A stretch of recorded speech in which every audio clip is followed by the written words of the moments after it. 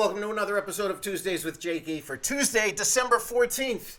1 week away from the 1-year anniversary episode of this podcast. I'm going to start out this week by reading something. Decided to put down all in one place how I ended up in Yellow Pine, and I wrote it out and posted it to Facebook last week. And I know people come in and out of this podcast, so I talk a lot about being up here in Yellow Pine and what it's all about, but today I'm going to explain exactly how I got there, and then I'm gonna take to the Facebook comment section. I posted something today looking for ideas for things to talk about today, because I didn't know what to talk about. So I feel like I've just been up here and nothing much has been happening. So I look for suggestions. So I'm going to get to that in a few minutes, but I'm going to start with this. Adventure Life Update. Well, I've finally done it. I've transitioned from the largest city in America to an official resident of our country's smallest town. In June 2020, I tossed my keys at my NYC landlord and took off on my motorcycle for what I thought would be a few months of literally riding out the pandemic. When fall came, I ended up settling down in McCall, Idaho, a bucolic town of 3,000 people that sits high up in the North Fork Mountains, 2.5 hours north of Boise. McCall, as I dubbed it, has a gorgeous lake, a ski mountain, lots of hiking trails, and a couple of grocery stores, one of which even sells guns. And just like that, I realized I had found myself living in a shotgun shack in another part of the world, asking myself, well, how did I get here? After a winter of relative solitude and skiing of both alpine and Nordic varieties, when the snow began to melt, I started venturing outward. I got a job as a ranch hand at an organic farm run by a couple of sweet as agave octogenarians, but my appetite for wanderlust and socialization was left stilted. So on my days off, I got back on the bike and resumed my backcountry explorations. When I started to settle in Idaho, I let my fingers do the walking across my keyboard and thought about and throughout the internet to find things to do out here. I went to a rodeo in Riggins, Idaho, and then my first ever demolition derby in Lewiston, Idaho, just across the Snake River from Clarkston, Washington. Plus, I dealt with 2 breakdowns of the car I bought to drag me through the winter snow, one of which led me to hitchhiking through a windy canyon road before a kind soul picked me up and drove me 35 miles to Boise to seek mechanical assistance. The other left me stranded in a tiny town called Grangeville for 5 days, where I made some interesting new friends and discovered some amazing barbecue, meth lab motels, and thrift stores full of fantastic 25-cent pulp paperbacks. But nowhere intrigued me as much as Yellow Pine, Idaho, and their annual harmonica festival. I started asking around about Yellow Pine, and everyone I asked gave me the same reply. Why would you want to go to Yellow Pine? There's nothing there. Then I would ask them when the last time they had been there was, and almost universally was told, never, or we went camping there as a kid. So now I was officially fascinated, and decided to make the trek one afternoon on my motorcycle. Saying Yellow Pine is in the middle of nowhere is not an understatement. Yellow Pine is nestled smack dab in the center of Boise and Payette National Forests, and was erected to service the long-dormant Stibnite gold mine. It's 77 miles and 2.5 hours from the nearest town and or grocery store, 15 miles from the nearest paved road, which itself is a 33-mile serpentine single-lane road that hugs the Salmon River, and well, there really isn't anything here, except 2 bars, a general store, and a lodge that makes Eastern European hostels look like the Four Seasons. And the Buckhorn Outfitters, which I thought was a clothing store, but is actually a hunting tour guide service where for the low, low price of $5,700, they will haul you and your gear into the woods and help you track and kill a mountain lion, which I'm guessing tastes like chicken. I went for a day trip on the motorcycle and fell in love with the place. I spent the afternoon in the Yellow Pine Tavern, an old Wild West saloon, which anchors the town's dusty dirt road hub. But 100 people live in Yellow Pine in the summer. 23 full-time residents brave the winter here. 24 now with me. When I got home to McCall, I couldn't stop thinking about Yellow Pine. So the next weekend, I packed my camping gear and went for a long weekend, 3-night rideabout. Before I left, I told my friends in McCall I was going to figure out how to move there. Each day, I went to the Yellow Pine Tavern for lunch and to fill my water jugs and started chatting with the owner, a 74-year-old firebrand named Lorin. She's a shining beacon of liberalism in a mostly conservative land. Amongst the tattered Trump flags, she sticks out like a functioning thumb and subscribes to Mother Jones and the Atlantic. She also got a psychology degree from the University of Idaho in 1971, which I assume was a rarity for a woman in these parts back in those days. Oh, and she carries a pistol in her backpack. I'm already looking for engagement rings. On my 3rd day, I asked, "So do you run this place all by yourself?" "Yes," she told me. "Do you need help?" "What do you mean?" "Are you hiring?" You want to work here, but you live in McCall. Well, then just book me on consecutive days and I'll ride up here and camp. Do you know how to bartend? Sure, I lied. My only bartending experience being one 2-hour shift in the basement bar at Wetlands in 1999, but the tavern only sells canned beer and boxed wine. How hard could it be? Do you know how to cook? Hey, back in Manhattan, they called me Bobby Flay, baby. I lied again. I hadn't cooked in a restaurant since a high school stint working at McDonald's, but the entire menu is a frozen pizza, a fantastic burger, grilled cheese, BLT, fajita, and quesadillas. What's the worst that could happen? Okay, be here Thursday at 2 p.m. We'll see what you've got. And just like that, my life took another sharp left turn. I rode the 52-mile rough dirt road called Lick Creek over a 7,000-foot mountain peak that Thursday, found a clearing and a patch of woods along the Salmon River and set up my hammock and went to work. And that's where I spent the summer of 2021, working as the bartender, cook, waiter, busboy, dishwasher, DJ, and bouncer at the world-famous Yellow Pine Tavern. And let me tell you, you haven't really lived till you've thrown a guy wearing a .45 automatic handgun on his hip out of a backcountry Idaho bar for using the N-word. You really should try it sometime. If you've got balls of steel and a little lingering bit of a death wish, chalk another one up for this old city slicker.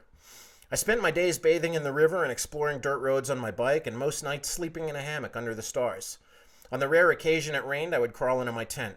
The simple life. And of course I launched a merch line of t-shirts, hoodies, stickers, and koozies, my favorite being the Suck and Blow in Idaho shirt for the Harmonica Festival. Once again, turning pennies into dollars and giving my COVID-battered bank account a new lease on life. These country folk probably took a liking to me, and at the end of the summer, locals started inquiring as to whether I planned on staying. Well, I'd love to, but I'm going to need a house to live in, and the town obliged. Pretty quickly, I had my choice of 3 places to stay for the winter, and I easily made the decision to shack up in the one with indoor plumbing. And now, here I am, holed up in a log cabin deep in the heart of nowhere, and finally making an honest effort on writing my long-threatened memoir, I'm almost always having more fun than you. I've been chronicling the adventures on my podcast, Tuesdays with Jakey, available everywhere you get your earholes filled, which is celebrating its 1-year anniversary next week, and of course taking copious notes about all of the insanity I've been witnessing. Feel free to drop me a line sometime, as we actually have a post office here. P.O. Box 113, Yellow Pine, Idaho, 83677. I'll probably even write back. Yes, it really does feel like Sicily, Alaska. How long will I be here? Who knows? And really, who cares? Because I'm here right now. And to quote the great Chris Stevens from Northern Exposure, well, you know the way I see it. If you're here for 4 more years or 4 more weeks, you're here right now. You know? And I think when you're somewhere, you ought to be there. Because it's not about how long you stay in a place. It's about what you do while you're there. And when you go, is that place any better for you having been there? And that's the story in a nutshell of how I ended up in Yellow Pine, Idaho. And one of the comments that came in on Facebook asked, how do you get groceries? Well, that's a good question. There's multiple ways. So there's a mail truck that comes up here Monday, Wednesday, and Friday to bring us our mail. They have a contract with the post office because the post office doesn't find it financially viable to actually send a mail truck up here. So they contracted with a company in Cascade called Arnold Aviation, which is also a little, they got a little airport down there, a little landing strip for people in their single engine hobby planes, I guess you'd call it. Is it a hobby plane? Sure. Certainly not a commercial. It's not a commercial airport, I'll tell you that. So they send these trucks up. They send this truck up.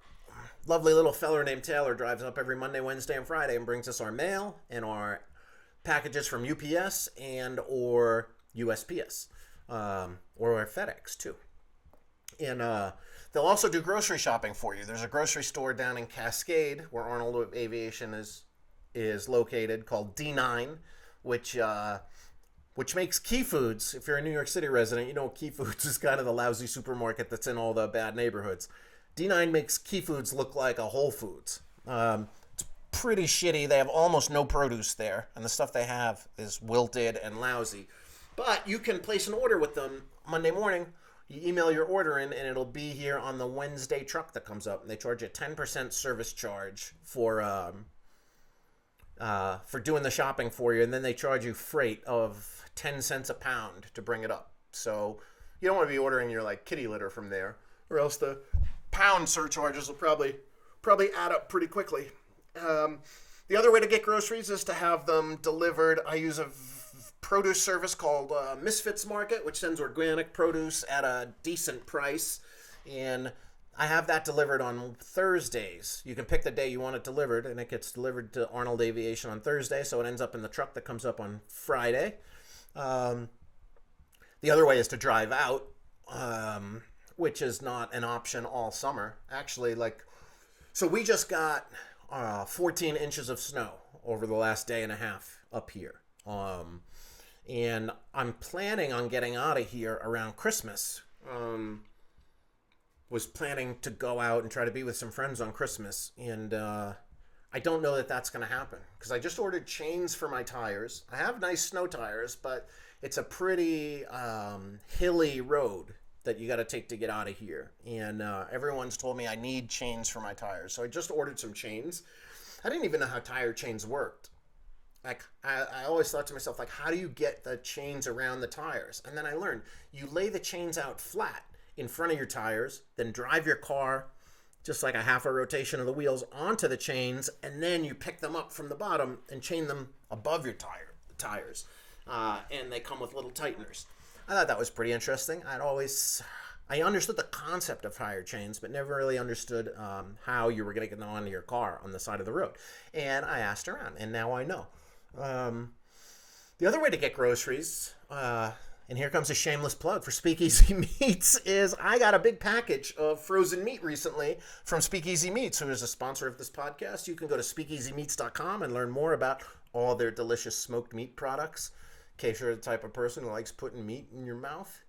So you can go to speakeasymeats.com and use your discount code Jakey for about 1,000% off any of your orders. And the other method is ask someone. When people drive out of here, there's a very small community, and I'm learning that everybody kind of has each other's back.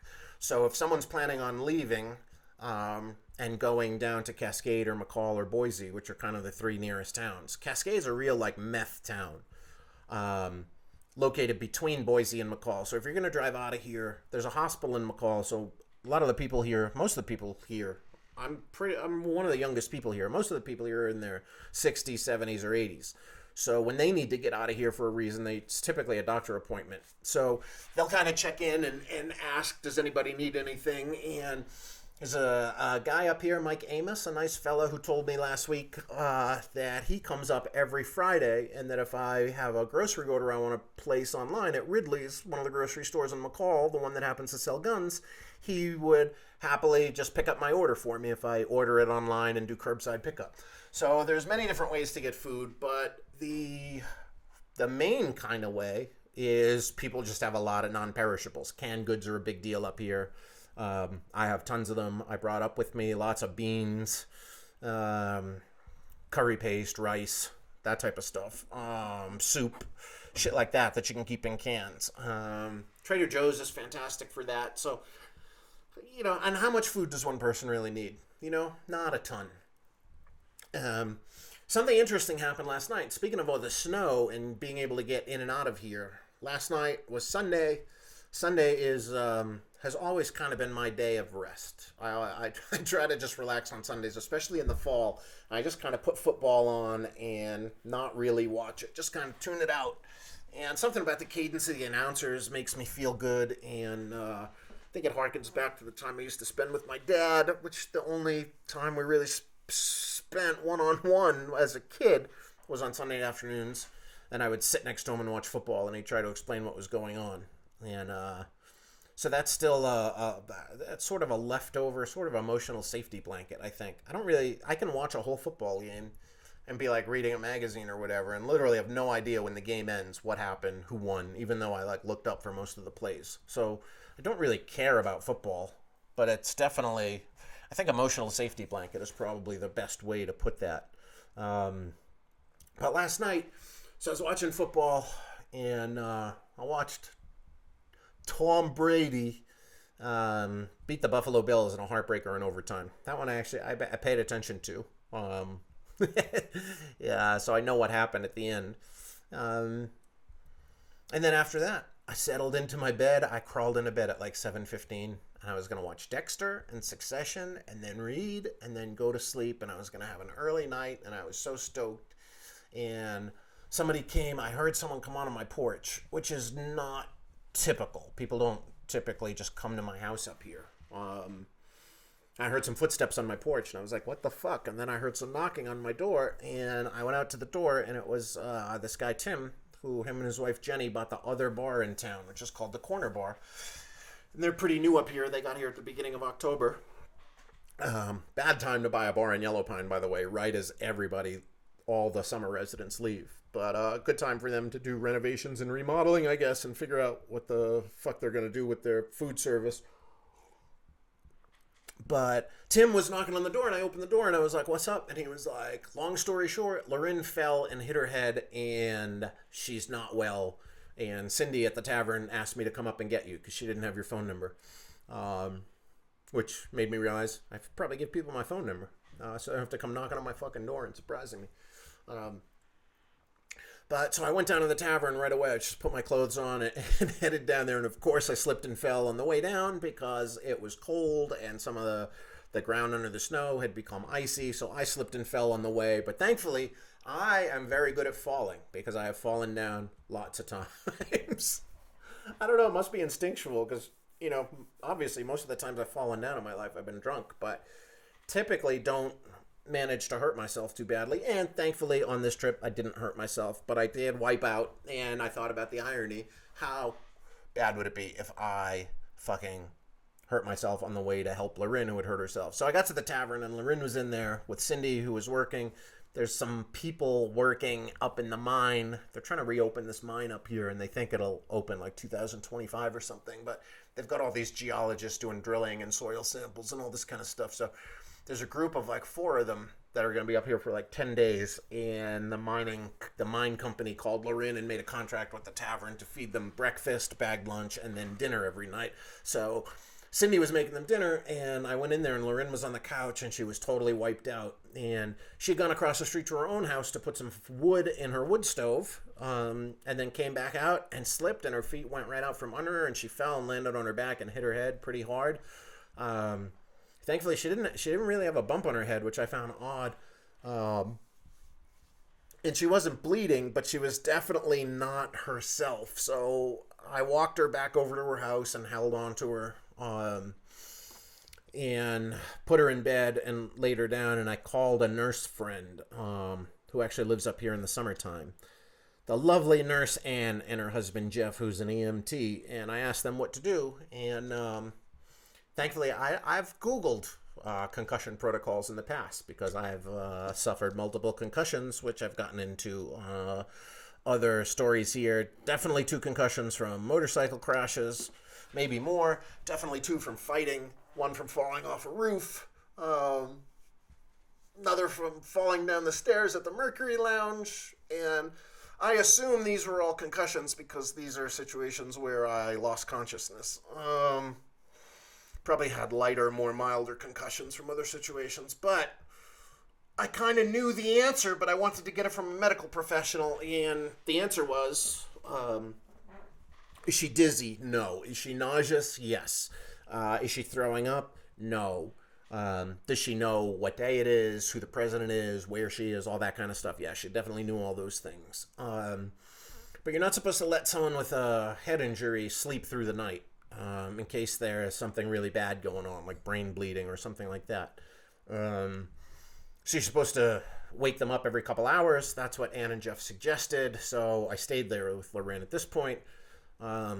It was, by the time I got her back to her house and got Ann and Jeff on the phone, it was about 8 o'clock. So I just sat in her living room and I had her in bed and she put on a movie and fell asleep pretty quickly. And 2 hours later, 10:30, I woke her up, make sure she was okay, make sure she was drinking her water. She got up to go to the bathroom and seemed to be doing better, told me to leave, and I refused.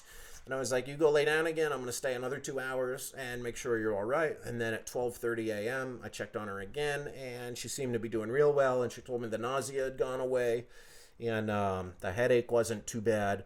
So after that, I went home, and I stayed up till 2:30 and called her again at 2:30 a.m. to make sure she was still doing okay and talked to her for a little bit and made sure she was making sense. I guess the issue being that if she started to slur her speech, then we'd worry that she could have had a stroke or seizures or something. But Called her at 2:30, spoke with her, then told her I'd call her back at 6:30. So set my alarm again, called her at 6:30. She sounded fine again, and then I called her one more time at 8:30, and she was doing okay yet again. So I decided that, okay, I think she's okay. And then I went down to the tavern today and helped with get a food delivery so I could pick up all the heavy boxes that came on the mail truck for her food delivery. The mail truck that's what we call it, the mail truck, because they bring the mail, but it's a big ass pickup truck, one of those ones with like 4 wheels on the back, like 2 on the left and 2 on the right, because it carries heavy loads. It's a big refrigerated truck, so they can bring up refrigerated foods and stuff. And I guess even though there's not a lot of people up here, people order a lot of packages, so a lot of stuff needs to get here. Leaves me curious. I wonder how, I don't fully know how people survived up here before online shopping, but I guess the mine was open until 94. And I assume the general store stocked a lot more stuff than they do back then, because there were a lot of people living up here and living up at the mine in what they call man camps. So I helped her out today, and she seems to be doing very well. Lorin is definitely a warrior and a soldier and a woman who, like, just on Saturday when I was over at the tavern, she wanted to get some, she called it bowing. I had never heard that word before, but she wanted to get a bunch of tree branches to hang outside the tavern to make almost like Christmas wreath type of things on the railings outside the tavern. And 74-year-old lady just got in her Jeep and drove out into the woods and fucking with a little electric like tree branch trimmer thing started cutting branches off pine trees and then filled her Jeep with them and brought them back and made the tavern look really pretty. But she's that kind of lady, you know. Like I said, she carries a gun in her backpack. She usually keeps a fucking chainsaw in her Jeep in case a tree falls down. I've been told by a few people to get a chainsaw because if I'm going out on that crazy single lane road, apparently sometimes when the snow and ice is really bad, you might come into a situation where a tree is falling down across the road. And this definitely happens, not even when the snow and ice is bad, because every time I go up and down that road, I run into another tree that's fallen, and you can tell somebody had just cut out a section just the width of the road so that vehicles could pass through. So people have told me I should get a chainsaw. My idea of getting a chainsaw is almost like the idea of getting a gun. Like, if I get a gun, I'm going to shoot one of my toes off. At best. And if I get a chainsaw, I imagine I'm gonna chop something off. One of my feet or my hand or my fucking knee or God knows what. Never used a chainsaw before in my life. But Lorin carries a chainsaw around because she's that kind of badass lady. So just want to let everybody know that Lorin is fine. So now I'm gonna take it to Facebook comments about, I posted something saying I'm drawing a blank for a topic for my podcast this week, and I've only got about 30 minutes to come up with one. Any stories y'all particularly want to hear? Lay some inspiration on me, friends. My friend Jillian writes, I just read about the horrific attempted murder of George Harrison and his wife. The guy only got 3 years. That's something I knew happened. Did not research, cannot talk about. Didn't even know much about it, but it's something I'll Google later. Jim McDonald writes, talk about being a polar bear, and do a shameless plug for New Year's Day, if you please. So I am a polar bear. I am an official member of the Coney Island Polar Bear Club, which is a group of nutcases that go swimming every Sunday from November through April in the Atlantic Ocean at Coney Island. And, this club dates back like to the late 1800s. I think they recently celebrated 120 years, so it must have been the 1890s. That the Polar Bear Club started, and I think it was mostly Russians at first. Russians are obviously crazy, and they also understand, they're probably one of the earlier cultures to understand the benefits of cold water bathing. Wim Hof is a guy who wrote a book about benefits of being exposure to the cold, and the guy is like hiked up Everest with the fucking shorts and a t-shirt or no shirt, like. And so he's wrote a book and is constantly on other podcasts and stuff talking about how good cold water bathing is. My first ever Coney Island polar bear swim I did in must have been 2005 or so. And the polar bears do a big swim every year on January 1st, whatever the day of the week that is. January 1st at noon, they host a bunch of newbies. So a regular Coney Island Polar Bears Club swim is usually a few dozen people on a Sunday afternoon. The worse the weather, the less people show. On the balmier days, a lot more people show. I've always really preferred the colder days. The first day I ever did it, it was down in the teens. It was fucking brutally cold, and I went with my buddy Josh Skillman, and we got out there, and we got there early. The swim was at noon, I guess. It was a New Year's Day swim, and we probably got there at like 11:15. We wanted to find parking, and we just sat in the car until like 2 minutes to noon. Then we ran out, took our clothes off on the beach. We had bathing suits on underneath. It's not a skinny dipping thing. And we just ran down into the water. And, oh my God, it was brutal. I'd never done anything like that. And it shocks your whole fucking system. And we stayed in for maybe fucking 10 seconds and ran back out and then ran back to his car and changed back into dry clothes. And that was it. And then I was like, that was fun. So I went back the next year and the next year. And then, must have been 2008 or 9, my buddy Jim Muscarella was like, hey, you should become an official member of the Polar Bears. And I was like, what does that entail? And he said, you need to do 12 swims between November and April. So what's that? November, December, January, February, March, April. That's 6 months, so 4 weeks. That's 24 weeks of Sunday swims, basically. And you got to get 12 of them in. And so I did. And ever since then, they made me... That year I was a pledge, and then they had a vote to decide if I was going to be an official member. I've never seen them vote no to anybody who's completed 12 swims.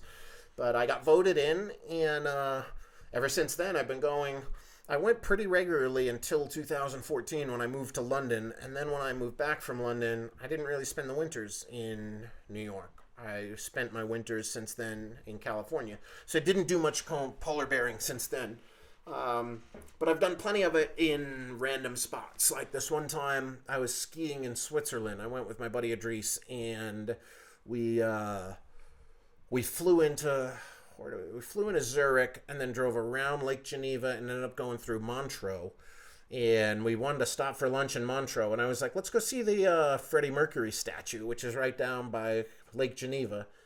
And it's right at the end of a big pier. It's at the land end. It's not out on the pier.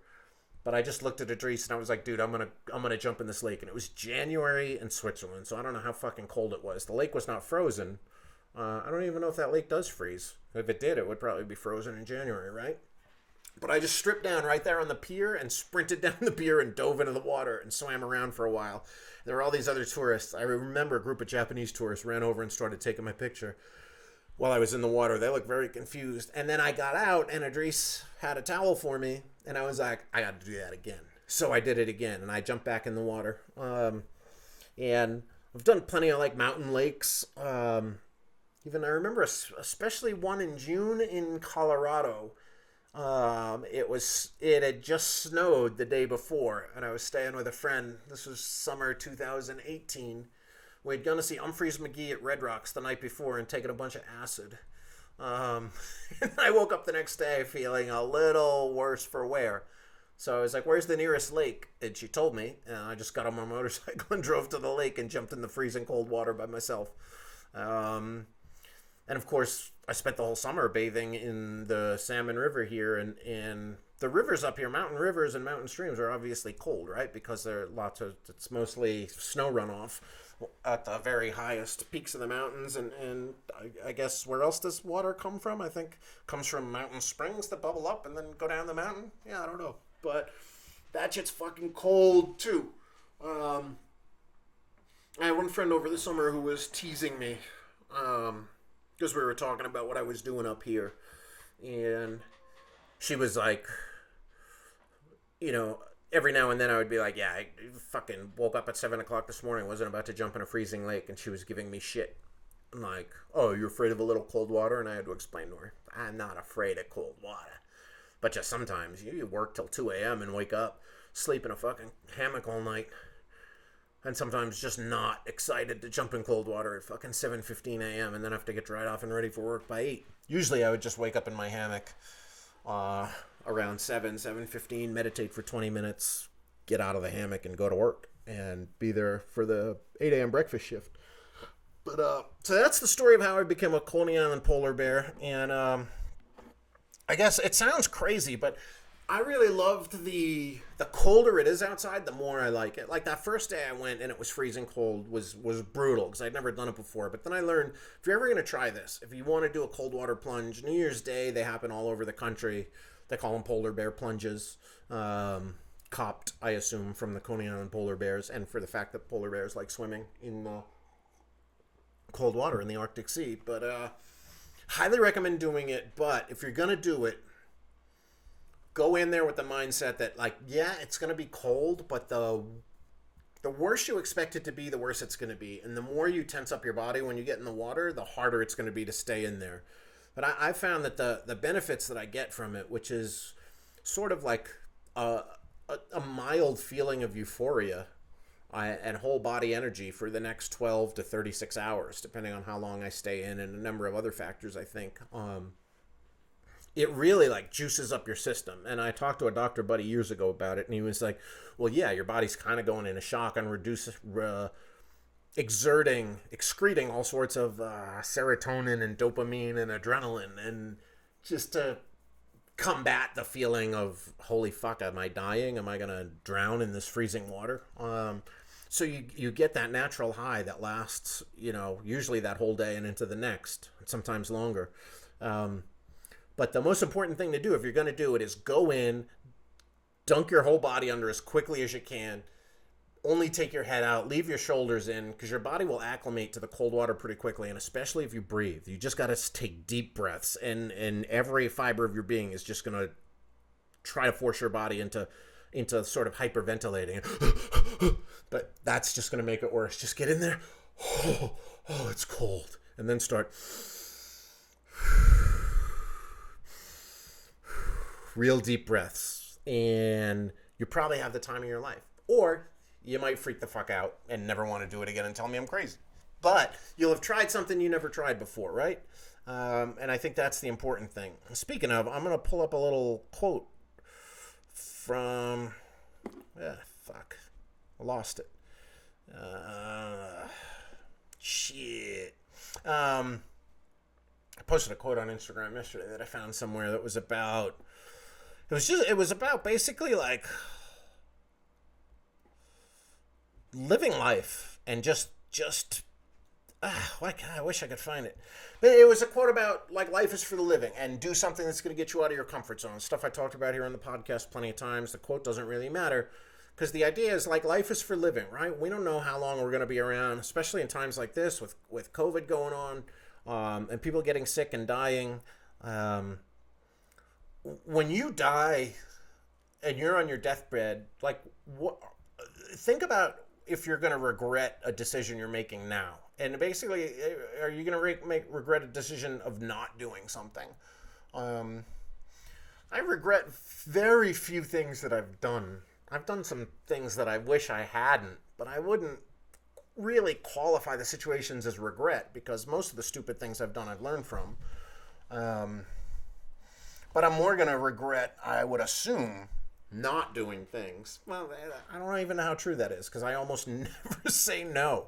But like, think about, you've been thinking about taking a trip somewhere or asking a girl out or, eating a certain type of food, whatever it might be. Just do it, man. Just, fucking, what's the worst that could happen? That's a phrase I love. And I keep in mind often.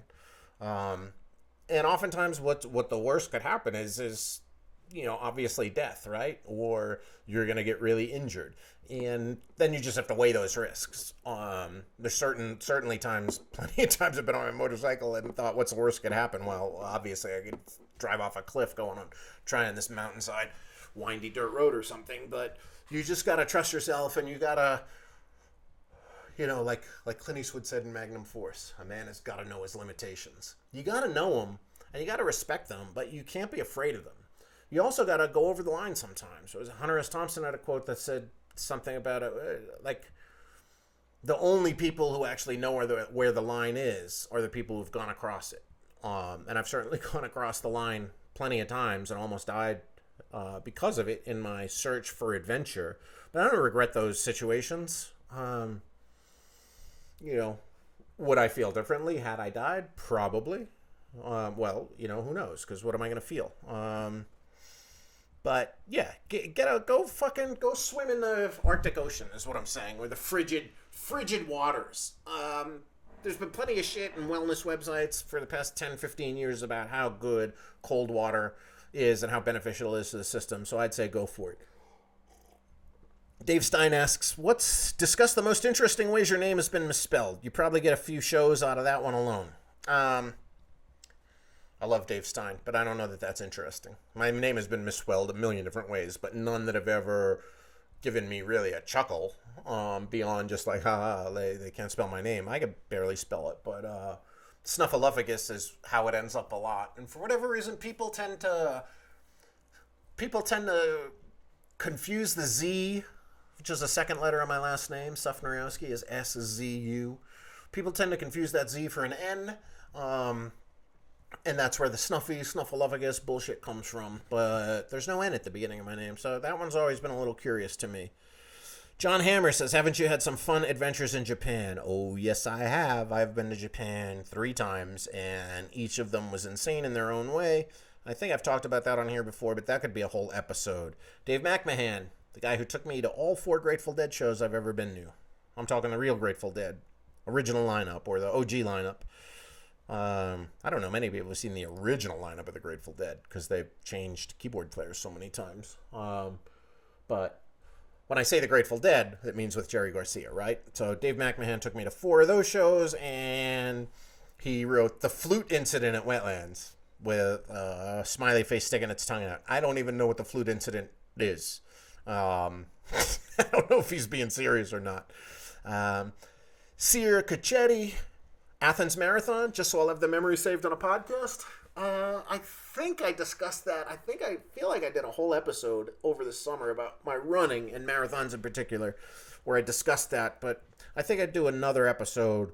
I'll go back and look, and if I haven't done one, I'll do another episode all about the 3 marathons I've run. Andy Markham, Andy Action, drummer of Two Skinny Jays and Apes and Androids, writes, things that look like cock and balls. Yes, so back in like 2007 or 2008, I started a website called thingsthatlookLikeCockandballs.com, and I was walking down the street and I saw a piece of trash on the ground in New York City that was shaped like a cock and balls. And I said to my girlfriend at the time, Amanda, aka Amanda number 1, because then I dated another girl named Amanda not long after her, who I actually met through her, which that made things a little weird, but Amanda number 1 was like, why are you taking a picture of that? And I was like, I just like things that look like cock and balls. And then 20 minutes later, another item on the ground looked like a cock and balls. It was just a crumpled up kind of piece of paper that had been mushed into the sidewalk. And then over the next few days, I saw a few more things, so I just started this website. And it was very popular for a while. And when it launched, some website, Thrillist.com, did a feature about it.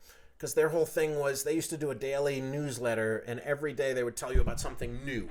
So the website was brand new, so they wrote about it. And then it ended up, John Oliver talked about it on his podcast that he had back then, which it was John Oliver and John Mulaney had a podcast together. And John Oliver brought it up and was like, hey, I found this new website called Things That Look Like Cock and Balls.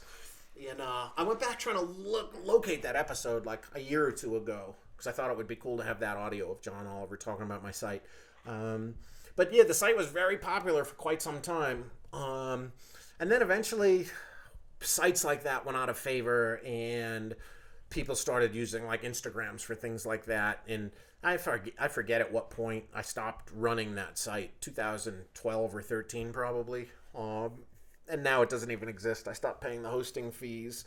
I had put it up on a Tumblr somewhere, I think, transferred it all, but it just got to be too much of a pain in the butt for me to manage.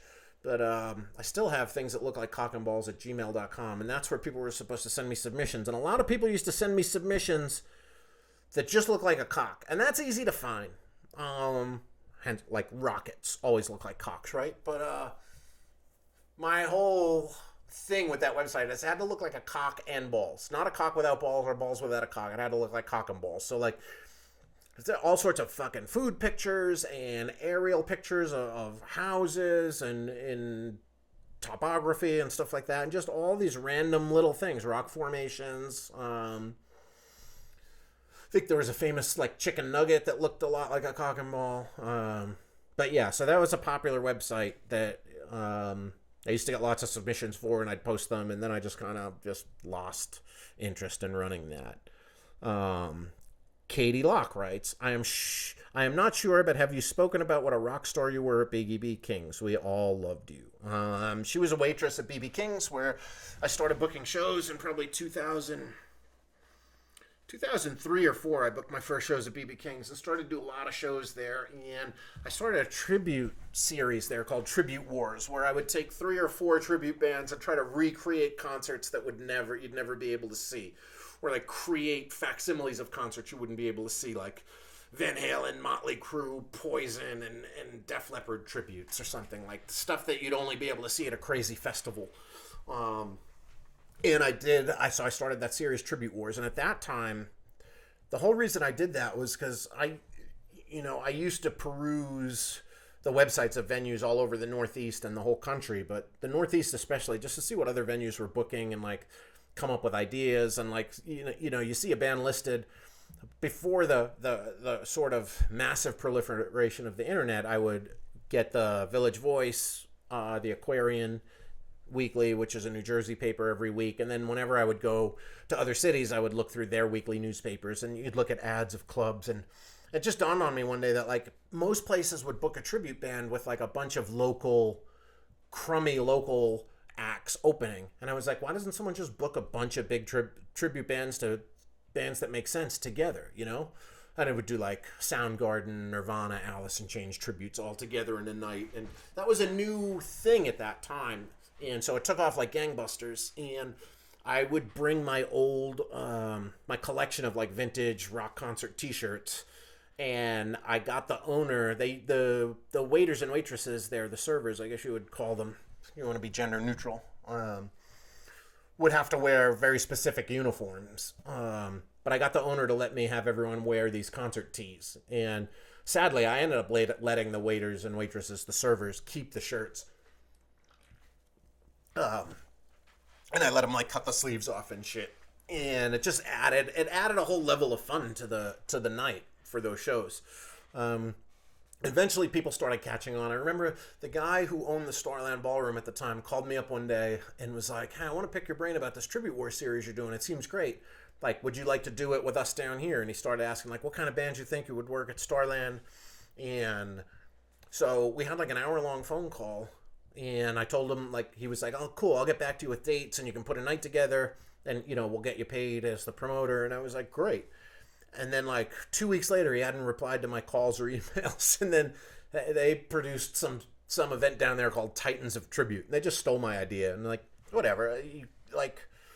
You could have just stolen it anyway. Like, the thing that pissed me off was not that they did what I had done, because now it's very standard for clubs to do that, because it was just a good idea spread, right?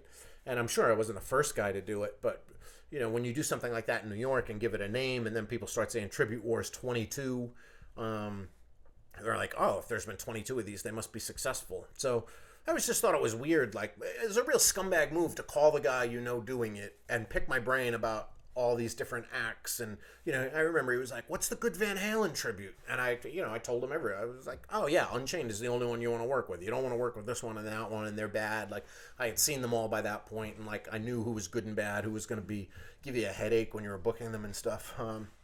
But just how shady of him, right, to just call me and ask for all this info and then just disappear and take the idea. Like, you could have just taken the idea yourself. So I always had a bad taste in my mouth about that guy. I don't even remember his name though. Tony something or other, of course. New Jersey, right? Lisa Block, ex-wife of Larry Block. One of my mentors in life, the guy who founded the Wetlands. Lisa writes, obscure brushes with greatness. I once touched Robert Stack from Unsolved Mysteries. I've gone through a lot of these, I'm sure, in the podcast or in different stories. Like, been fortunate. Fortunate's the right word, but been in enough different positions to meet and hang out with a bunch of different famous people. And, whoever says famous people are just like you and I don't think they've really met any. Because when someone has star quality, if they became a star, they have two things. They have this innate star quality that you can't become a sort of famous star without. And the other is an incredible amount of drive. And when someone has star quality and drive and they walk into a room, they change the sort of whole feeling in that room. And so when you're around some of these people, I wouldn't say they're better or smarter or even more wise, but there's just a different vibe to people who've become famous. And I think a lot of that also there's definitely a lot of it of like, once you become famous, you surround yourself with yes men, and then things can kind of start to go off the rails and you start believing your own hype. But that's not what I'm talking about. I'm talking about just like when a famous guy walks into a room, or when you walk into a room and there's a famous guy in there, like you can just tell, you can just sense it. So the whole idea of like they're just like us is, I would say, not really true. Let's see. But okay, so obscure brushes with greatness. I'd have to say one that just comes to mind as a really odd interaction with a celebrity was I was working at Tower Records on Sunset Boulevard in Los Angeles in the summer of 1994. And I was working at the magazine rack and reorganizing all the magazines, and I was down on the floor and I was on my hands and knees kind of like checking the little bottom of the rack and just trying to align the magazines and make sure that they were all, in their section where they're supposed to be. And I put my hand down on the ground. I was on my knees and I put my hand down to lift myself up, to like push myself up to a standing position. And a cowboy boot stepped on my right hand. And I can still see that cowboy boot. It was a gray snakeskin cowboy boot. And it stepped on my right hand. And I was like, fuck. And I leapt up. And I was going to give this dude a piece of my mind. And I leapt up and I was staring face to face with fucking Fabio. And, that fucking blew my mind. And I was so ready to scream at this guy, but then I was just like, oh my God, it's Fabio. Like, flowing hair, looked chiseled out of a fucking rock. Button-down shirt, like, unbuttoned basically to his navel. And I was just like, I can't yell at Fabio. So is it a brush with greatness?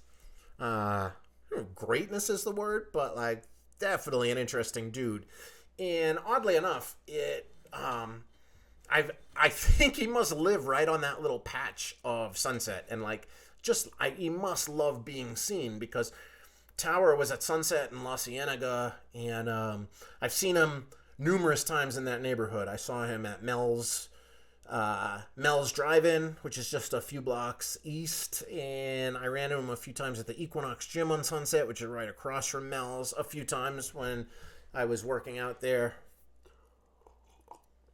And like, could Fabio afford a private gym? Probably. But I think Fabio loves being Fabio. And if I was Fabio, I would probably love being Fabio too. And I bet he gets a lot of tail for being Fabio. So good for him.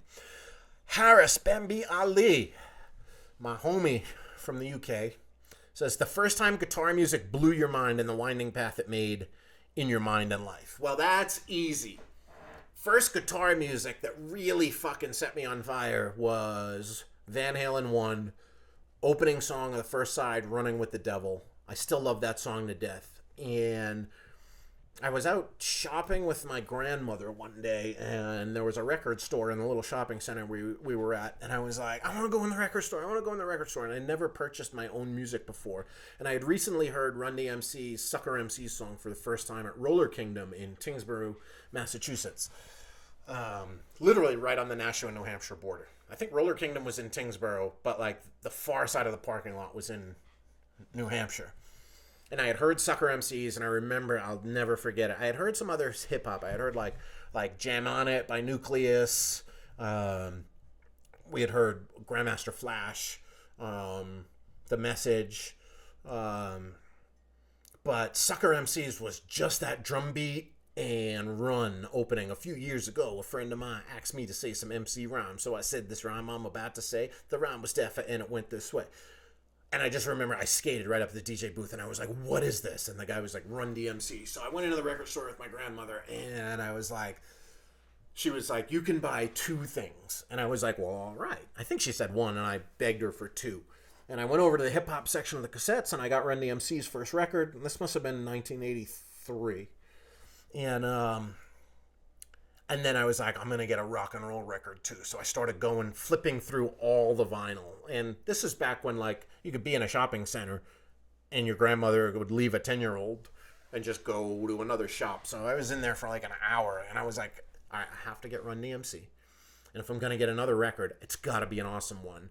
And at that point, I didn't know much about really modern rock and roll. One of my older sisters, like, they had some records.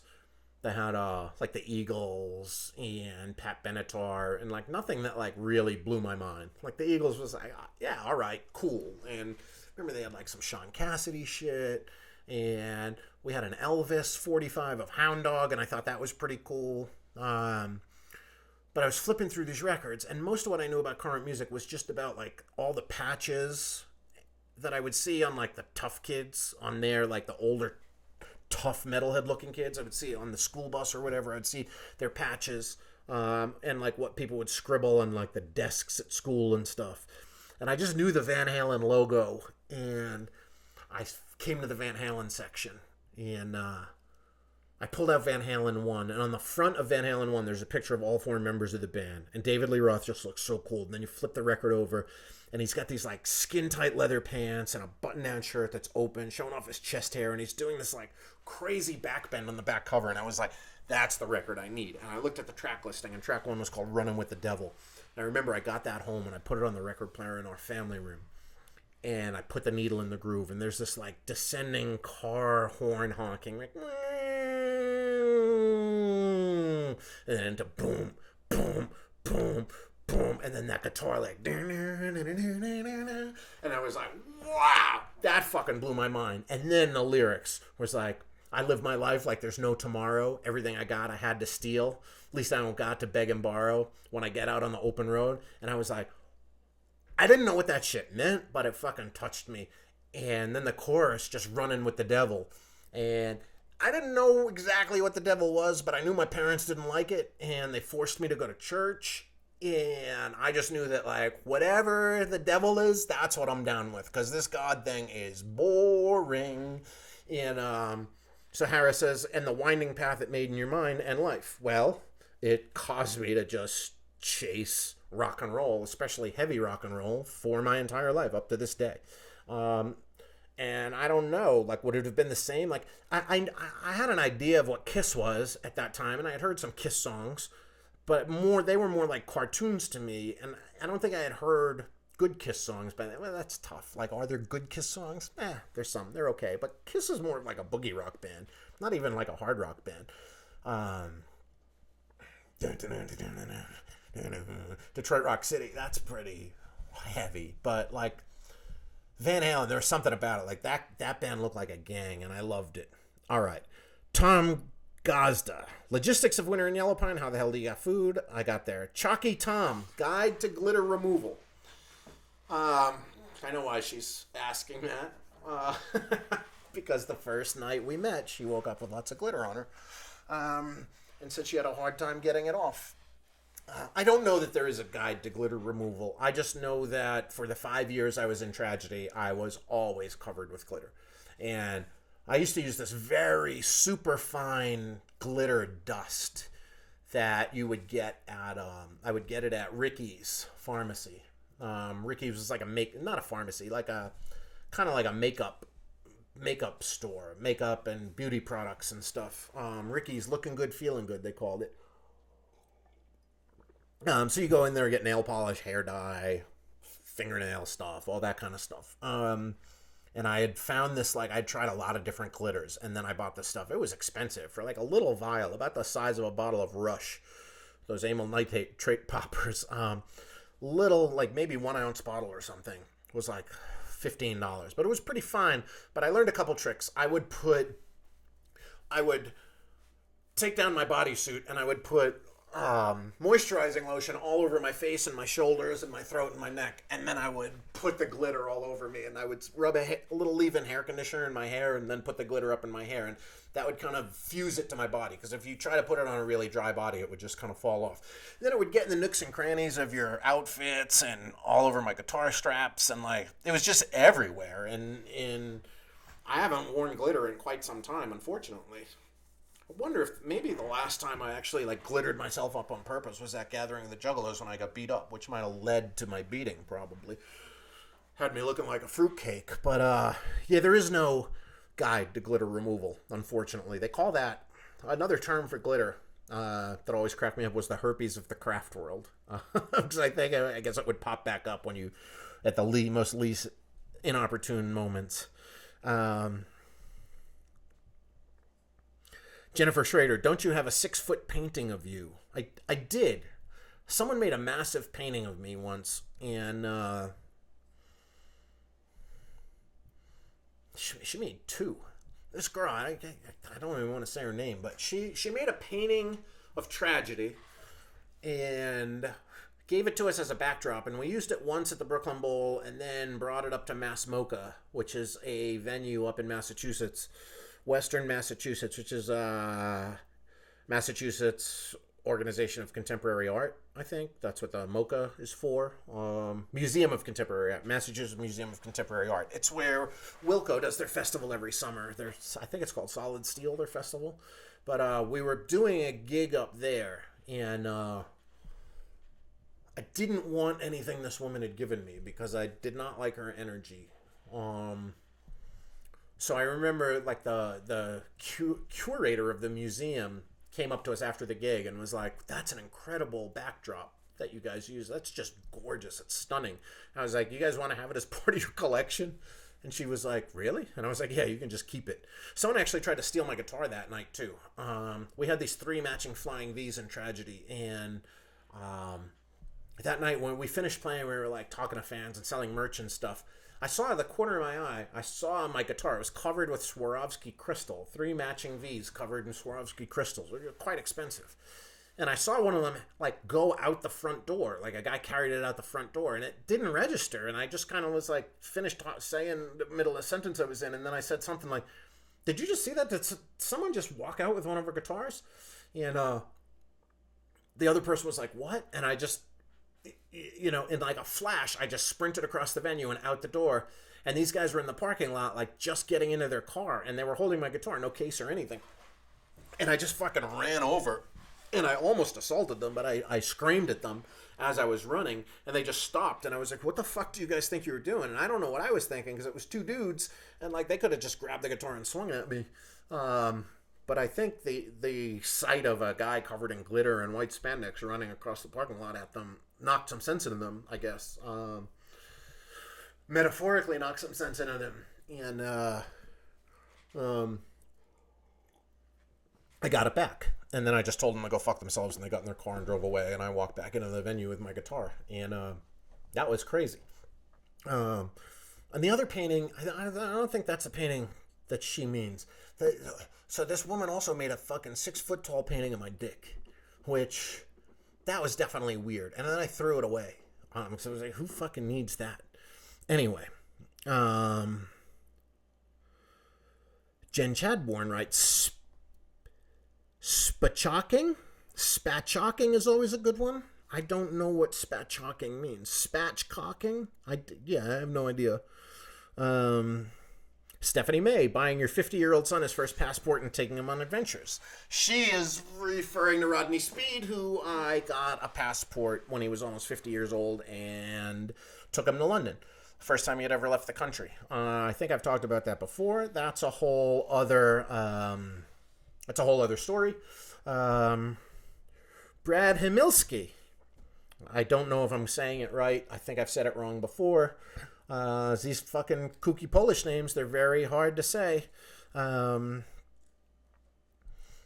He writes, you're entitled to a week off. I bring that up because at that show at Mass MoCA, I think it was a different show. I believe we played there twice, and I think it was the first time we played there. Him and his wife had gotten married that day, Heather.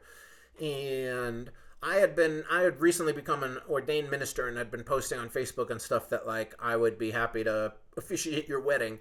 And they showed up, and I think if I remember right, they had gotten married earlier that day, and then this was their like post reception party, and they came to the gig, and I pulled them up on stage, and we renewed their vows, basically, like married them right there on stage in front of the crowd in between songs. I'm entitled to a week off. Well, thank you. I like to think sometimes I'm entitled to a week off, but I guess I have taken a couple of weeks off by posting old episodes, and I almost did that today, but I was like, fuck it, I want to talk. Benji Eisen, improvised Gonzo fireside chats minus the fireside for starters. I don't know what he means. Is that a comment just on my podcast in general? I don't know. Let's see. Eric Hope, Rodney Speed stories, of course. Well, I just told one. I guess eventually maybe I'll do a whole podcast about Rodney, but maybe I'll save that for January when it'll be the anniversary of his passing. There's something interesting is that in America, we always celebrate the anniversary of somebody's death, right? Like just last week, John Lennon, I think it was December 8th that John Lennon was killed by Mark David Chapman. Why do we even know the name of the guy who killed him, right? Like, that's definitely something that's weird now. We know the names of all these school shooters. We should be learning the names of the victims more. Like, why make the guy famous who killed somebody? But I found out this past week, I'd never really connected it, that Dimebag Darrell was also killed on December 8th. Now, Dimebag Darrell was one of the most innovative guitar players in heavy music, and he was from the band Pantera. And he was killed on stage in the mid-2000s. I don't remember the year exactly, but a guy fucking managed to get on stage. He was some sort of veteran of some sort, Iraq War or whatever, and fucking walked onto the stage and shot Dimebag Darrell dead in the middle of a concert. And you know, like, that happened back in a time when, like if that shit happened today, I wouldn't even think it was weird. I would definitely think it was weird, but so much crazy shit has happened between it happening in the Dimebag and now that it would just kind of be par for the course, unfortunately, in the 21st century. But back then, that was a fucking heavy incident, and I feel like it's almost never talked about now in the mainstream. But I was talking to a friend the other day, and I was like, you know, it's crazy that both Dimebag and John Lennon were murdered by a maniac with a gun on the same day. Obviously years apart. I think John Lennon was 1982. And Dimebag was, so I guess probably 20-something years after that. And it was like, you know, in the annals of history or the sort of the mind share of pop culture, Dimebag Darrell doesn't really get much, but not much. Like, most people don't know who he is what I'm saying. Whereas everybody knows who the fuck John Lennon is, but Dimebag probably had a lot more creative years ahead of him, because by that point John Lennon had pretty much finished making music and was just changing Sean Lennon's diapers or whatever he was doing, just trying to live a normal life, hence him walking around without security on the Upper West Side, which obviously celebrities don't walk around without security really much anymore. And the last comment we got here is Tara Andrews. Anything you and Wetlands? Well, one of these days, I keep threatening to do it. One of these days I will do a Wetlands episode, and I actually think I know now when I will do it. I think I will do it, maybe I'll do it for Valentine's Day. Maybe because Wetlands is my most enduring love. But really because Wetlands was opened the week of Valentine's Day, February 13th, 1989. So maybe that'd be a good time to do a whole episode devoted to Wetlands. Maybe I'd even do a Wetlands month. I could probably do 4 podcasts just about that. And I guess, yeah, that's it for the week. That goes through all the ideas that people gave me for today. So I thank you if you wrote in one of the ideas. Maybe you're listening to the podcast. If not, why would you give me an idea for doing it? Anyway, that's it for this week. please order some food from Speakeasy Meats. The more food you order, the more they'll send me, and the less I'll have to worry about trying to get groceries up here in Yellow Pine. Go to speakeasymeats.com, use the discount code Jakey. Also, send me some mail. P.O. Box 113, Yellow Pine, Idaho, 83677, and send me a text. I got a really nice text the other day from someone that just said, "Hey Jake, just a fan of your podcast, shooting you a message to say how much I've enjoyed it since discovering it a few days ago. So much heart and wisdom and humor. I'll get a real life postcard headed your way later this week. Until then, hope this message gives you a boost to keep on doing them." I really appreciated that, so thank you. And if you want to send me a message, you can do that on social media at Jake Roxoff, or send me a text, 917-443-7615. We improbably have halfway decent internet service up here in Yellow Pine, and otherwise, yeah, send me a postcard, send me a card, send me snacks, send me junk food if you want to fatten me up. Send whatever you want. What am I going to send back? Not much, because I can't go shopping around here. Send you a Yellow Pine sticker, send you a postcard. Really doesn't matter what you send. I don't really care. You want to send a gift, that's awesome, but just a postcard is fucking rad. And I'm a postcard junkie. If you're new to this podcast, or new to my life, I have been sending postcards for years and years and years. And I know people love getting them because they tell me they love getting them. And I love getting them too. So, send me some mail. Or not.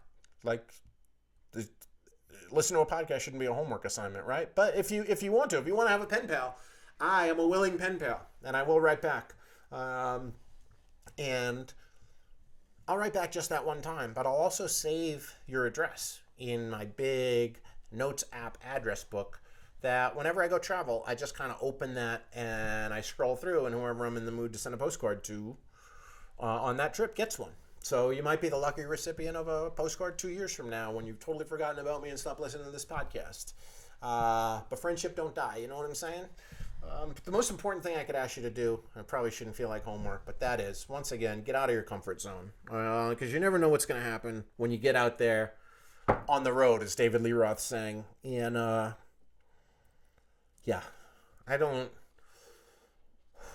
my whole life is out of my comfort zone, basically. That's been I've just always been chasing adventure.